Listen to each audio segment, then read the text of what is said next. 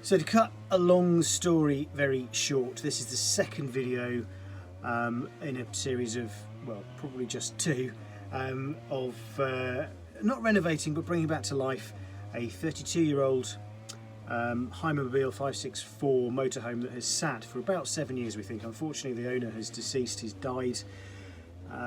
His wife has sold the property, his house in Corfu, which is where this machine is parked, so we need to get it off the driveway. We've done a couple of things. The previous video details it more, but we've had the engine running briefly, we've done a service on it, we've had a look at the brakes, bits and pieces. The next thing to do then, before we drive it, it's got a 10-kilometre drive to a yard for storage for the moment, and then we're going to do some more work on it. We need to get it moving.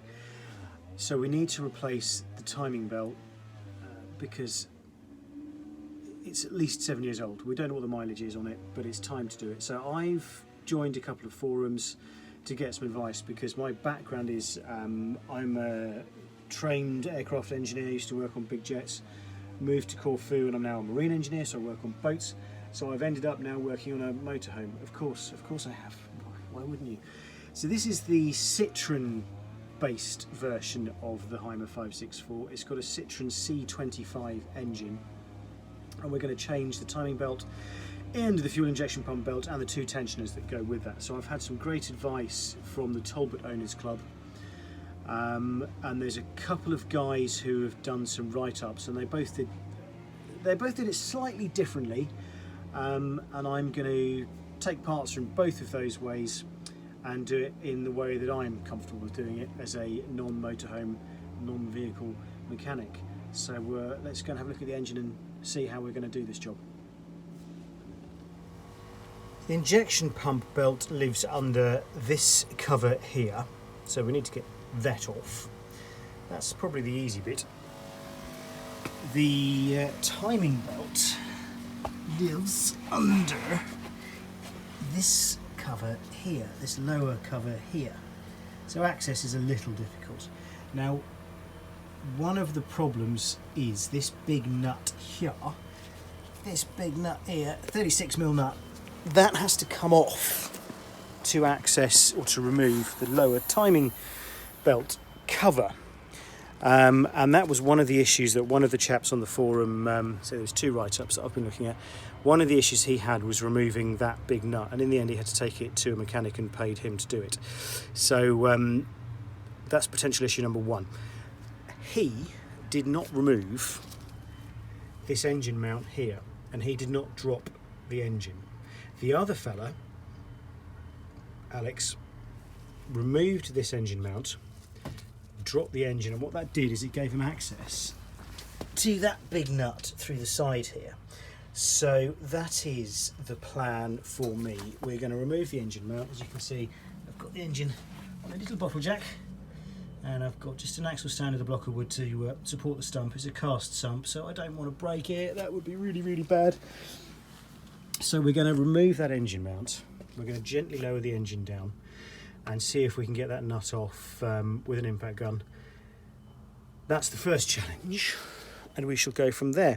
The other thing that the guy who removed the engine mount did was he removed the battery as well. Now, I don't intend to do that. I don't see that it's going to give me a lot more access, but I reserve the right to change my mind on that, because you might need to get your arm in, maybe, but we'll worry about that later. So first off, drop the engine and take that nut off.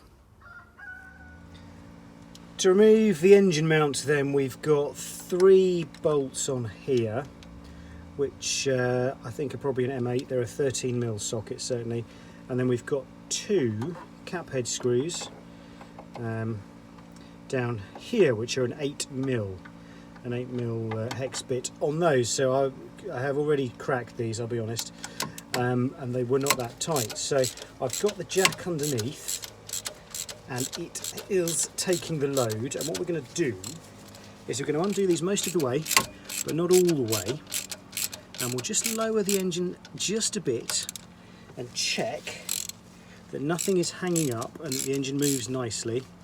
I'm not going to take the bolts all the way out in case something moves drastically and we end up then unable to put things back together. So I've never done anything like this before on this sort of vehicle. I've done timing belts before, but never on a camper van, never on this type of engine. So caution here is the name of the game. So well, as you can see, there we go. We'll do that. There's a bit of thread left on that one as well. So we'll go underneath. We will go underneath, and we will see what happens when we release that jack now then. See if it moves. So we'll just take the tension off the jack, and hopefully it's going to just drop down a little bit.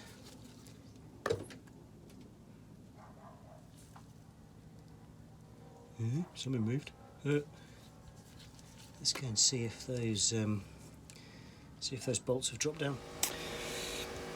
A quandary. Learnings, lessons. Right, so done. Okay, taking the 3 bolts out and the engine has dropped down. What it's done is actually rocked forwards slightly. There's lots of compliance in this, so it shouldn't be too difficult to line up when we put it back together. I tell you, the reason it's done that is because I have placed the jack there. Can you see that? I can't see the screen. At that point there, which is actually towards the back of the engine, so it's kind of rocked forwards. It might make more sense to put it maybe up here somewhere like that, on that bit just there, or even there maybe.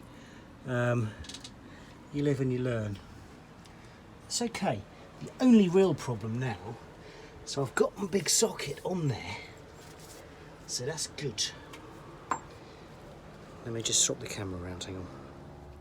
Now I am wearing my safety goggles because I'm going to use a non-impact extension bar, which is very naughty. But we've come this far, so we're going to give it a go and see how it goes. We've got a Makita, what is it, DTW1002 impact gun. So this is supposed to be up to 1,000 Newton meters of torque. So it's a bit of a beast. So if this doesn't do it, well, I won't say nothing will, but let's give it a go. Ready? So that was painless, more painless than I was expecting. Haha, hurrah, hurrah, hurrah. Good, eh? Right, because the previous chap said he, as I say, he had enormous problems doing that.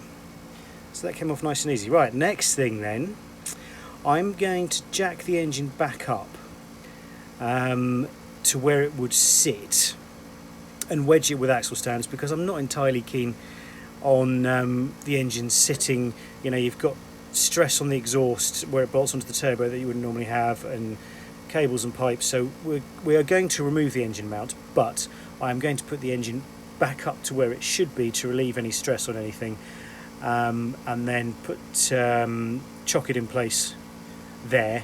Then we'll move on to the next stage.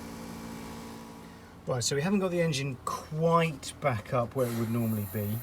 It's a little bit low, and as you possibly can see, it has rocked forwards just a tad. But that's okay. We can say there is compliance in this, and also we could probably rock the engine a bit. But what I've done underneath, I've just changed what I did down here a little bit. I had an axle stand on the sump, but it's a cast alley sump. I really don't want the weight of the engine on that. So jiggled around with a couple of jacks and a couple of axle stands, and I've now put an axle stand and a little bit of ply underneath that point where I initially jacked the engine up and put it back up, because I think that's a much nicer place to hold it than on the sump. So there we go, we've got that big nut off and nearly the engine mount, and we can start taking off the covers. Here we go. So we've taken the engine mount off and now removed the top cover and the bottom cover. 10 bolts, they're all 10mm head, they're all slightly different sizes. It's fairly obvious when you look at it. I say sizes, I mean lengths. It's fairly obvious. Just one casualty. One little bolt broke. Oh no, this is a problem. Although, it broke way up way up. I can't even, well, it's there. Can you see what my finger is? It's way, way, way up there. I am never going to drill that out. So we're going to just, it's going to go from a 10 bolt cover to a 9 bolt cover. I cannot, short of really taking the engine out, it's just not worth it for a timing belt cover. It's not critical. There's another 9 bolts. Anyway, the belt itself, I mean, it's not in imminent danger of snapping, but it's definitely old, which surprises me a little bit because the rest of the vehicle's been quite well maintained. The idler pulley as well, tension I should say, has got a lot of rust on its surface. Yeah, to be expected because obviously it's sat for a long time. I've got the belt on, so I can't see if this is, you know, run smoothly or has any grittiness, but we've got new tensioners, so we'll put those on. And the injection belt up the top here again, I mean, that's definitely seen a lot of service. Again, you know, end of life. Yeah, I think it pretty much is. It's not, you know, it's not in any imminent danger of snapping, as I say. You can see, you know, there's no, it's not starting to go in the valleys. Quite often you'll get the cracks just start to appear. You know, it looks all right, but we'll do it. We'll do it, and I'm pleased we're going to do it because it definitely it's gone past its best. Certainly, even if this vehicle hadn't not been used for 7 years, that belt is getting towards a time where you would think, yeah, let's change it. So it's going to be a bit awkward.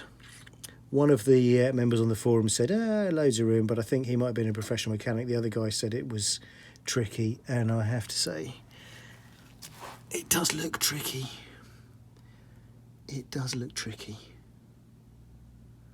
Another thing, which is very strange, the people I've spoken to say there's no timing marks on this engine, and there's no way to lock the camshaft or the crankshaft or the injection pump, which is, I don't like the idea of that. I would prefer to not have to use the marking of the belt method, but it sounds like we've got no choice. I'll do some, I'll have to use the camera and take some pictures and zoom in and out and see if we can find any timing marks or locking pin holes, but if people say there aren't, then there probably aren't, so we'll have to do it with marking up the belt and just be super careful. I'm actually not looking forward to this next bit. The first bit was just bolts, wasn't it? This bit's a bit crucial and I have to say a bit tricky looking. This is it. This is the access. You know, there's the sidewall. I've got to go all the way up there. Going to be fun. So a thing happened. Well, number one, it's raining today, so I can't do any work in the rain. I could, but I don't want to. And then another thing happened. Got the new belts and the new tensioners from my man in Roda, and we came across the thing. Here is the main tensioner for the timing belt, and the way it works is quite simple really. This is a pivot bolt, and this bolt here is attached to the block. But what happens is the belt runs along this side on here, and so this is held. And what you do is you push that against the belt to tension it and obviously lock it off. Now, how do you rotate this around that bolt? You use these two holes here. And what do you need for those two holes there? You need a special tool. Have I got that special tool? Can I find that special tool on the internet and can I get it to Corfu quickly? No and no. That's a problem because the van needs to go this week. So what I thought was make my own. So we will see. This is what I made, and we will see if it's going to work. This is my workshop simulation. So this is just a bolt I put in there, and that's another bolt I've just put in there. What I did was I got a bar of metal. This is actually cut from a bit of railing. Angle grinded it out, and then drilled some holes. These are tapped. These are M8 taps, as you can see. So that actually just screws in there. Like that. That's nice. And then we just lock it down like that. And then on the back we've put some nuts as well, just for some added reinforcement. I don't know how tight I'm going to have to pull on this bar. As you can see, it's not overly thick. so I don't want to pull my newly made threads. So really, in fact, it doesn't even really need to be tapped inside here. I just did it because I had my bits out. So we'll nip that up as well, and then what I did was I drilled through some bolts. These are M8, so 30mm head, drilled down the length of those and then tapped them. So we've now got these M5 screws that tap in there, and the idea now is going to be that these will slot into those holes like that.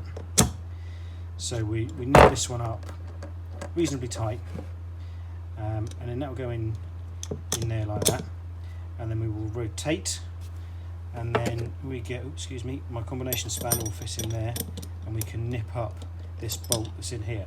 The reason that I've done these are tapped really is I don't know how long these need to be. Ideally the shorter the better, but obviously you've got to clear that big pivot bolt, and I want them to stick through the bottom with a reasonable amount. I don't want anything slipping out, so we can wind these in and out as necessary. And that's about it. It's offset at the top because if we go over this way, I get better access to this. It's actually a nut on the van, but this nut here, we can flip it around. If we wanted to go this way, we could do that and put the bolts in the other way. I've also done, there was somebody in the forum mentioned that you need to get the angles right because you're not sure where the end of this bar is going to hit. It might hit the drive shaft or the frame of the vehicle or something. So I've done another version at here with a 45 degree chamfer on it like that, and again of course that can be flipped round either way as well. So we will see how that works as a tensioner, if it's any good or if we're in trouble. So having fashioned up the tool that fits in those slots there and just checked that it does actually fit while we're on the van, which it does, marking up time. So I've marked up, and I've done it in a couple of places. The injection pump belt is the smaller of the two, the outboard one, 2 marks, and then the cam belt, timing belt is the bigger of the ones, the inboard ones, and then on the crankshaft sprocket pulley, same thing. There is a mark there in the casting. I don't know if it's a time mark or not, but and we've done the same up on the top of the engine. So now we've got to remove this tensioner here, then the top belt, and then slacken off this tensioner and the bottom belt. Transfer the marks across and put it all back together. Easy peasy, hopefully.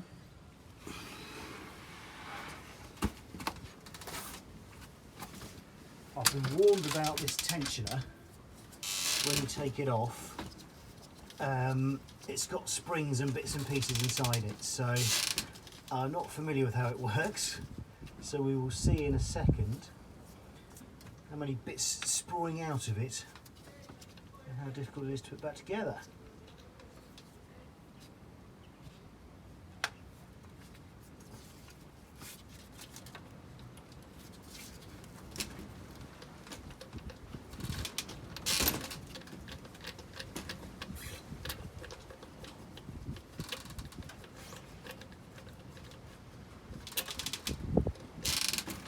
Right, got all the bits in my hand, so that's a good start. Got all the bits in my hand. This knows how this is going to go back together, but we'll worry about that later on. And then this belt will come off, apparently.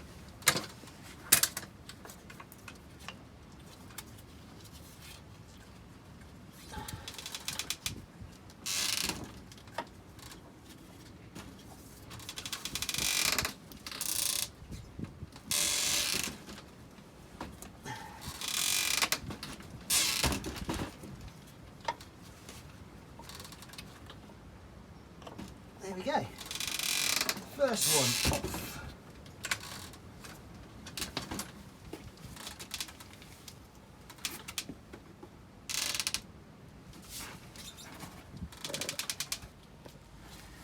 I don't unfortunately think there's any way I can really capture this tensioner on the video because of the angles and the bodywork that's in the way, but it's a 14mm in the middle. Wing spanner on there, and then you've got a 13mm on the sliding tensionery bit.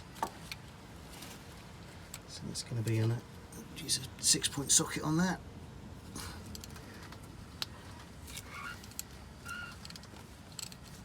Okay, that will be the tensioner loose then, I guess.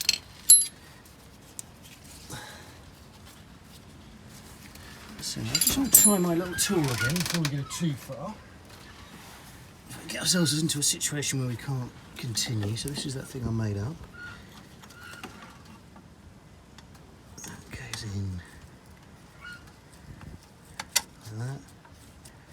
Okay. Oh yeah, that works quite nicely actually. Look at that. Beautiful. Yeah. I'm quite pleased with that actually. If you'd like to buy one of these tools, I won't be making them because I can't be bothered. Anyway, so now we've checked that that works, we can whiz off the big nut. There we go. There it is, phone. Have that in your face. And the little one, so that big one's a flanged nut and it's a 14mm head. The lower one is just a plain nut, 13mm head. And there seems to be a wash on here as well. If I can get my fingers behind it, fingernails through the gloves, there we go, little washer. Where's that big nut gone? Over there, cool, right there it is. Right, and then this should just slide out. Just. Everybody loves it. Whoop, oops, phone. Everybody loves that, don't they? Just do this, simply do that. Okay, there's the tensioner. And now I get the belt off. Now there's marks on everything. It's always a good idea to try and disturb this as little as possible. So we're off there. This, hello. They say we're off there, but I lie. Okay, not a problem. I'll have to go up to the top just to see that a bit. No, there we go. And off the crank pulley. Now this this pulley here, if you can see it, yes, is not a water pump, unlike most vehicles. It's actually a it's an oil pump apparently. There we go. And there's the belt. Be very, very careful with our Tipex markings because they are beyond crucial. Okay, we're going to transfer these markings over. And then we'll put the new one back on. You might have noticed I've also added here, you can see them, probably not, this camera angle's terrible, isn't it? There's a B and an O. B for bottom and O with a little arrow for outboard. So there could be absolutely no argument over where this belt goes. That's the bottom, it faces outboard. Those marks should line up. We've got one on here, which you can't see, can you? It's terrible. One here on the actual crank pulley, aligning with that mark that I found, copied to there and to there, and obviously you can probably see, can you see it if you can? Up there we've got 2 marks for the timing belt and 2 marks for the injection pump belt. Right, put them back on. So there are the new belts, and there are the old belts, and I've transferred the marks over. You'll notice that they're not quite actually straight. This one's not vertical because when I did it on here, I managed to also get it not quite straight. So it's really important that you try and match what you've done. The crucial bit is that this edge here matches this edge here, because this is the one I'm going to be able to see. It is O for outboard, so that's going to match up with the mark on the crank pulley, the edge of that. Now I have double checked the number of teeth between those 2 marks and the other marks at the far end versus here. Double checked. I have physically done it twice, and now I'm going to have a coffee and I'm going to go on Facebook or YouTube or something for 10 minutes, and then I'm going to check again a 3rd time. Just a little tip really, you know, you can get so heads down into something tricky, something crucial. It's not particularly complicated, it's just counting teeth, but it has to be right. So do it, walk away, think about something else, and then come back and check again, because if you've missed something or done something wrong, you can get so absorbed into something, you talk yourself into thinking you've done it right. Best thing to do, and this is the same with aeroplanes, with boats, anything that you might be getting frustrated or it's complicated, walk away, do something else, have a coffee, take your brain away from it, and then come back afresh. So this, I mean, this isn't frustrating yet. I haven't got to that upper tension, that looks fun. But I'm going to walk away, have a coffee, double check, triple check, that'll be the 3rd time, and then we'll put them back on. Right, I didn't video putting the belt back on because having just watched back that last bit, all you can see is my forearm. I really can't get the angles, but the belt is on. You will notice that there is a little ratchet stuck in my cam belt sprocket, cam belt pulley, sorry, camshaft sprocket pulley. A bad thing happened. The camshaft moved whilst I was getting the belt on the oil pump pulley. So, I'm going to take a bit of my own advice here. We can check. They line up perfectly, as they should. They line up perfectly, as they should. I've put a little dab on that bolt head as well, just to make sure that the relationship between the shaft, camshaft and block is as it should be. I've also got the tensioner back in, the new tensioner in. I am now going to go and have some lunch and just think before we go any further. I'm happy because everything actually now lines up. I had to rotate the camshaft back. It was only 2 or 3 degrees to get the teeth to line up. And the tensioner is in, so that belt length is correct, I think. But I'm not an expert, so I am going to go away, have some lunch, think about something else, come back and make double sure that I'm happy that having that camshaft move a bit and then put it back where I think it came from, the marks still line up. We should be good. Go away, come back later. Don't want to mess this up. I've had my lunch. It was very nice. I'm happy. I'll elaborate briefly on what happened because it wasn't just the fact that it moved. What happened was, right, this belt at the back, or this length of the belt, has the tension on it, even though the tensioner is on this part of the belt here. And that's because the crank pulley is pulling the belt round. It turns clockwise, so it's pulling this belt around the oil pump, pulling down here. So there's tension on that belt there. When I came to refit, so I put the belt on at the crank and I put it on at the cam, and when I tried to get it around the oil pump, I had to pull a bit on that length there to get it on, and of course what it did was it pulled the camshaft around. I didn't have the tensioner in at that point, so the camshaft was able to move. That wasn't an issue so much in itself. Because once I'd got the belt around the oil pump, I thought, well, I'll just put a ratchet on and we'll ease it back to where it should be. But when I did that, it jumped. The belt jumped 2 teeth. So now the belt has moved by 2 teeth and the camshaft has moved. So I overthought it and got worried. It doesn't matter. And I went away and had lunch and I was trying to think how it could be right. And I flipped that around and I thought, well, how can it be wrong? And it can't. As long as these marks match, those marks match, and there is tension on this belt and this belt, and it sits nicely, the teeth all sit nicely in the oil pump pulley, and the tension is in, it can't be wrong, because the length of the belt between the crankshaft pulley and the camshaft pulley has to be correct. It goes around that tensioner. All right, the tensioner has a bit of movement in it, obviously, but as long as all the teeth sit in and those marks line up, we're fine. So I'm happy with that. So we'll move on now to the upper belt and the difficult bit, which I think is going to be the upper belt tensioner. The wind is picking up. It's nice living in a Mediterranean climate, especially in the summer, but of course in the winter we get storms, and we get proper Mediterranean storms. So the wind's picking up. There's a load of rain out in the sea over there, I can see, and it's probably coming this way, so we might have to abandon a little while. We might get a storm. Anyway, so here is the new bearing. Lovely new bearing for the tensioner. Here is the old one. You get the new bearing only. You don't get all the guts of the tensioner. I've never seen one of these before, so we're going to work out how to swap these bits over into here. Nuts and washers obviously hold it on the engine. So we've got this little plate on the top. So that's on the top, obviously. And then in here we've got a spring and a metal bit. And on the back you have this slot arrangement, and I'll show you how that goes on the engine in a minute if I can get the camera anywhere near it. Basically the bolt goes through this side, and then there's a roll pin that sits in this side to locate it. Anyway, so this bit's obviously got to come out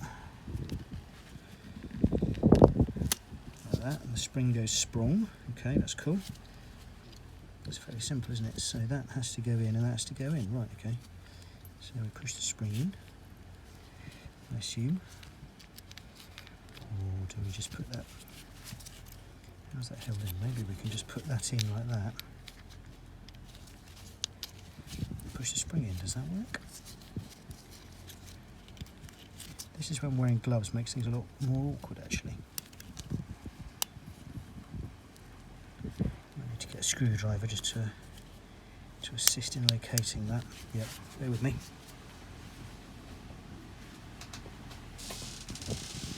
So with the screwdriver, hopefully we can push it.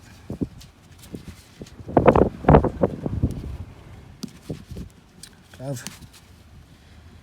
Like that, and no. It's gonna work. It's gonna happen. Like that. There we go, so that's in. And then this piece goes back on top, obviously, like that. And then we're in there behind. So when it comes to reassembly, which we'll do in a moment, I think the thing to do is to put this on first. I've been thinking about this. So you have the bolt there. So then we'll slide this that way to release tension on the belt, which runs along this side, which will obviously put tension on that spring. We might be able to lock it off to hold it out the way with these nuts. Yeah, we should be able to, shouldn't we? Because we've got locating lugs there. So we should be able to push it across, lock it off. Then we'll put the belt on, and then we'll release that tension back on, because I don't think I'm going to be able to put the belt on and then the tensioner. Let's find out. Right, I'm not going to lie, getting that top belt and that tensioner in was entertaining and has made me bleed. Anyway, the bottom belt, as you can see, is lined up again with those marks. 2 marks on that upper belt. It's just starting to rain. That's no good. I don't need that. I really don't need that. Oh no, don't. Anyway, again on the top you can see there she is, 2 marks lined up, and there's the tension on. So I'm going to have to stop putting my tools away. It really is raining. Damn it. Excuse my French. So the keys are there before I close them in the van. The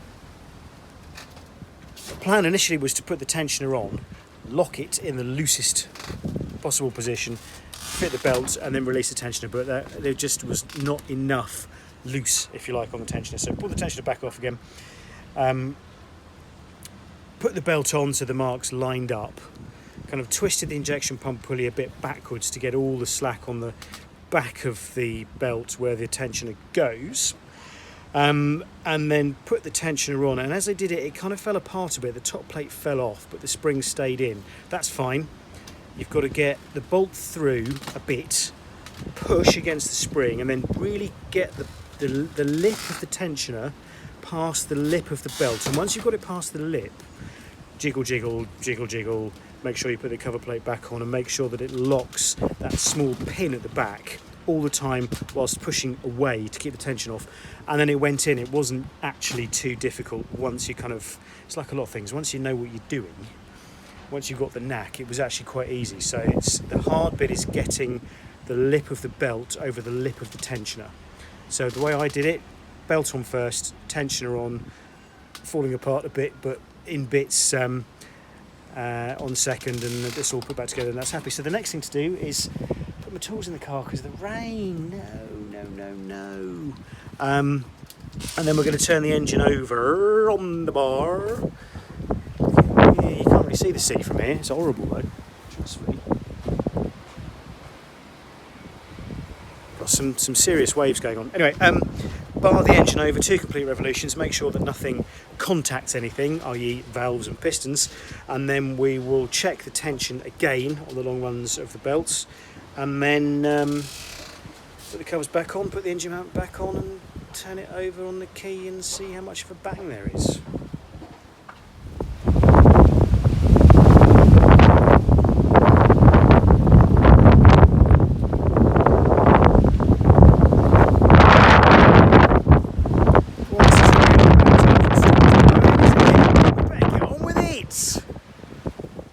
quick, hide under the van before the storm gets us too wet, because I really want to get this done today. So what I need to do now, we've got the belts back on.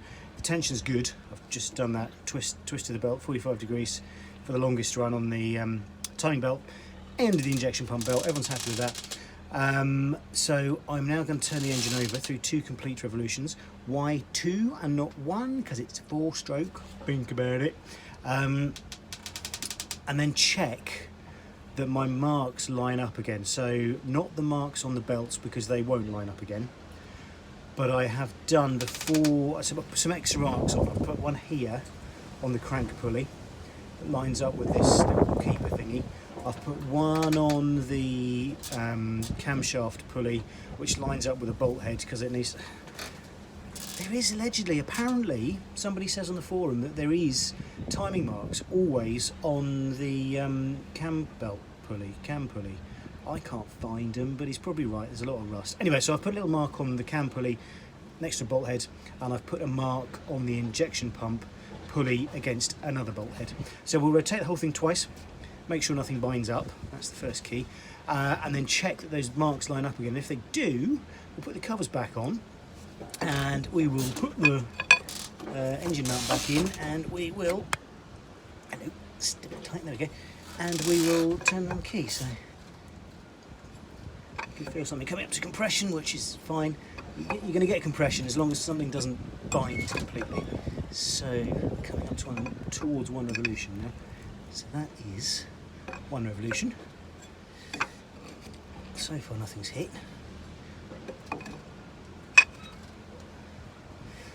Coming up to compression again.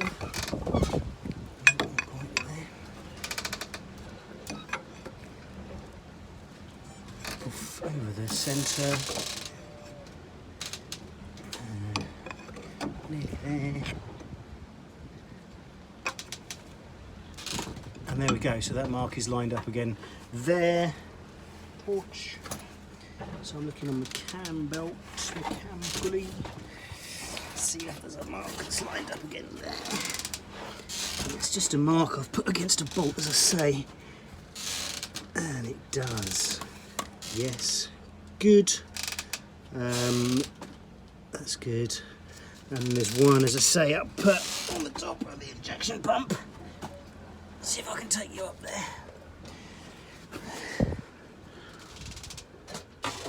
So no idea if you can see that or not, because I can't see what the camera can see, but there should be a white line on the pulley that lines up with that splodge of paint on that just bit of the casting there, and it does. So we're good, timing wise we're good. So I have no idea if you saw that or not. I'm terribly sorry because the screen's the wrong way around.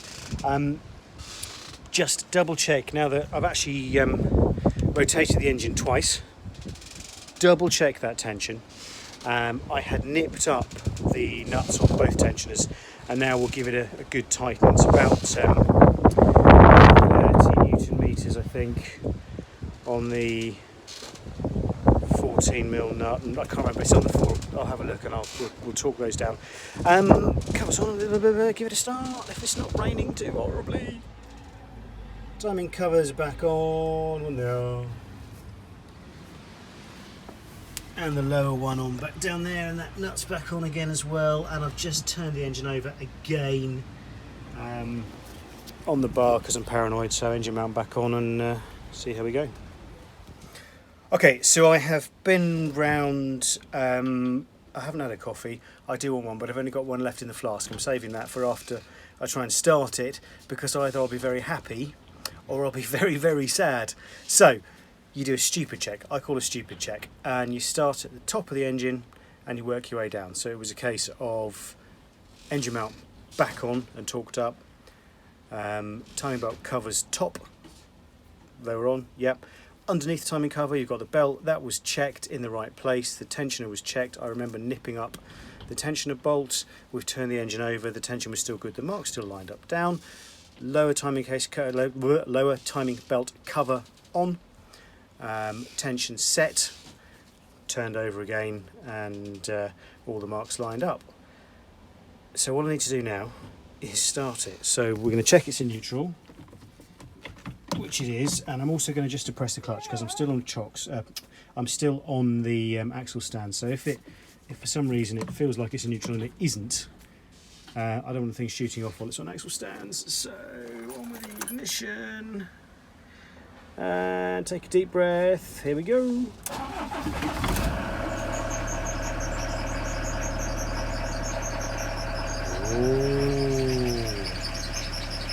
It's a bit of a squeak from somewhere, but what it isn't is a timing belt squeak, because obviously timing belts don't squeak, do they?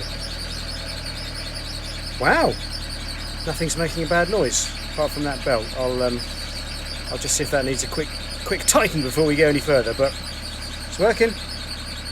Phew, let's have that coffee. I'm driving incredibly slowly because it's not moved for 7 years, and I need to just ease everything back in. So I'm actually in second gear. I've been up to third. I'm not convinced the turbo's doing much because it seems some. This is okay. Third gear, it was struggling with this hill, and you expect a turbo diesel to have the torque to do that. But it drives. When you press the brake pedal, it stops. So there we go. In terms of tree, someone coming the other way and a tree. I haven't got room for both in Corfu roads. Right. So there we go. It moves. That's phase one complete. We've still got the stuck brake, and we've got the electrics don't work. The engine electrics work, the gauges work, but the fan doesn't. The lights don't. That will all be sorted later.